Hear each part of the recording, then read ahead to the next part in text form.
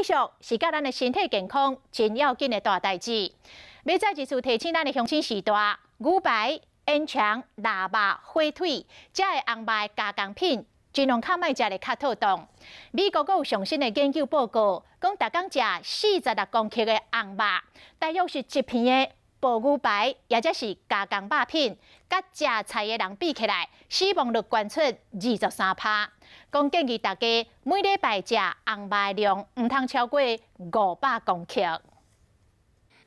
食肉爱细致，因为牛排、烟肠、腊肉、火腿这款红的肉食侪有可能互你的身体导红灯。依照美国加州罗马琳达大学的研究，每一工若食46公克的红肉，差不多是一片的这个薄牛排，还是加工肉片，甲食素的人比较起来，死亡率高23%。得着心脏血管疾病几率增加34%，尤其是加工的肉片要注意。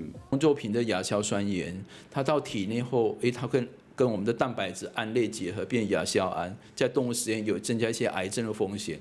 加工红肉食伤济，对身体造成负担。营养师建议讲，大人每一礼拜红肉上好莫超过500公克。所建议的红肉量大概是一天是50到70公克。这种火腿加工的肉品的话，一天的话顶多是2片就够了。一周的话呢，大概12到18盎司。就说你一周你这量要吃的话，你就吃1次到2次。红肉料理差不多逐工都会食到，不过医生提醒讲，唔通食伤济，安尼较袂得着心脏血管的疾病。